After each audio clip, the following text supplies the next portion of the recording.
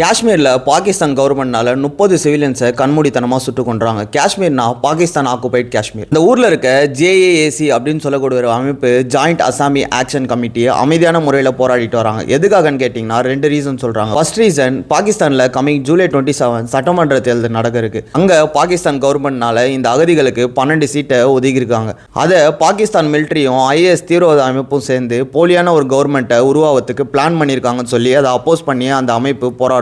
ரெண்டாவது ரீசன், 2025 பாகிஸ்தான் கவர்மெண்ட்டும் அங்க இருக்க பீப்புள்ஸுக்கும் முசாப் ராபத் அக்ரிமெண்ட் சொல்லி ஒரு சைன் ஒன்று பண்றாங்க. எதுக்காகன்னு கேட்டீங்கன்னா, கோதுமை, எண்ணெய், கரண்ட் இதெல்லாம் நாங்கள் உங்களுக்கு மலிவான விலையில தரோம்னு சொல்லி 1 வருஷம் ஆயும் அது நிறைவேற்றாதனால போராட்டத்தில் ஈடுபடுறாங்க. ஆனா பாகிஸ்தான் கவர்மெண்ட் நீங்க தீவிரவாத அமைப்புன்னு சொல்லி முத்திர குத்தி பாகிஸ்தான் மிலிட்டரினால துப்பாக்கிச்சூடு நடத்த வைக்கிறாங்க. அதுல 100க்கும் மேற்பட்ட சிவிலியன்ஸ் இன்ஜுரி ஆயிருக்காங்க, 30க்கும் மேற்பட்ட சிவிலியன்ஸ் இறந்து போயிருக்காங்கன்னு சொல்லி ரெக்கார்டு வந்திருக்கு. ஸோ இந்த காஷ்மீரையும் இந்தியா ஆக்குபை பண்ணணுமா வேணாமான்னு சொல்லி உங்களோட விஷயம் என்னன்னு கமெண்ட்ல சொல்லிட்டு போங்க. மறக்காம ஒரு ஃபாலோ பண்ணிக்கோங்க.